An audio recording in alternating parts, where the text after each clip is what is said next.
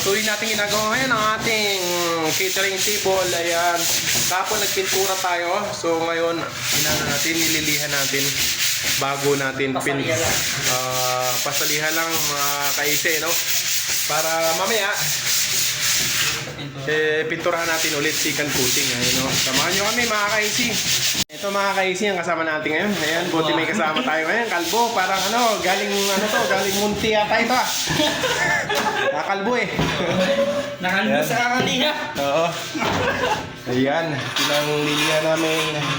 Ayan, para mamaya second coating mamaya. Kasi ito yung mga aging namin, mga host, mga kaisi.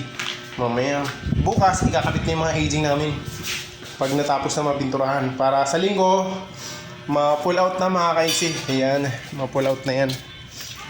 Yun. Ito yung iba, ayan. Ito, yun. So, pasaliha mga kaisi, no? Pasaliha, ibig sabihin nun, pasaliha, pag hawak mo ng liha, ipapasa mo siya. Parang magbabasketball. Hindi, ano lang, parang hapyaw lang pagliliha mga kaisi. Hinapyawan lang natin, kumbaga, yung mga, kunting mga, parang gaspang-gaspang sa pintura, matatanggal. Iyon. Para kuminis. Tapos bago sa second coating, ayan. Ganun yon. Mamaya, makikita niyo yun. Yun, finish. Magandang kinakalabasan, yan. Yan, mamaya kaisi, trabaho muna tayo mga kaisi. Yan, update mamaya. Yun mga kaisi, tapos na kami magdiha. Ngayon naman ay magpipintura na kami. Ayan, sinumpisa na ng magiting nating mandirigma. Ayan, nagpupunas na siya. You know, kumikinang gumaganda na. Tsaka sana wag naman dapuan ng langaw.